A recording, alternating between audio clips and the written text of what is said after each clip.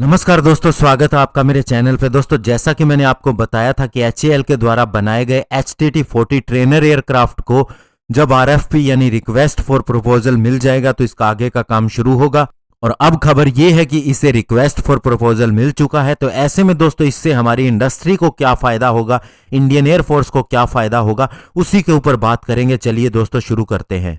तो दोस्तों, RFP मिलने के बाद अब HTT-40 ट्रेनर एयरक्राफ्ट का निर्माण इंडिया के अंदर ही होगा और इसके अंदर हमारी जो इंडिजिनस मैन्युफैक्चरिंग कैपेबिलिटी है उसी का इस्तेमाल किया जाएगा। और माना यह जा रहा है कि 60% तक एयरक्राफ्ट के अंदर जो भी चीजें बनेंगी वो इंडिजिनस मटेरियल से ही बनेंगी। और ये RFP ये भी बताती है कि मिनिस्ट्री ऑफ डिफेंस ये एश्योरेंस करती है कि जो हमारी डोमेस्टिक एरोस्पेस मैन्युफैक्चरिंग कंपनी है उन्हें वह डबल रेट भी देने को तैयार है। यानी कि दोस्तों, बाहर की कंपनियों की तुलना में हमारी डिफेंस मिनिस्ट्री दुगना खर्चा करने को तैयार है लोकल कंपनीज के ऊपर।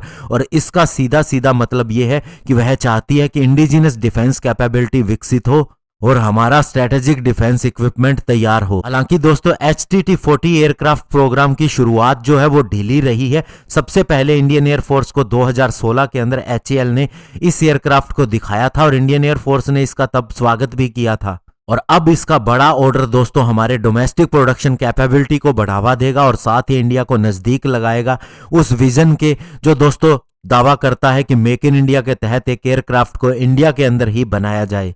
और दोस्तों, इससे न केवल इंडियन कंपनीज को बढ़ावा मिलेगा बल्कि दोस्तों उनके अंदर कंपटीशन भी शुरू होगा और इससे ये सेक्टर और ज्यादा ग्रो करेगा।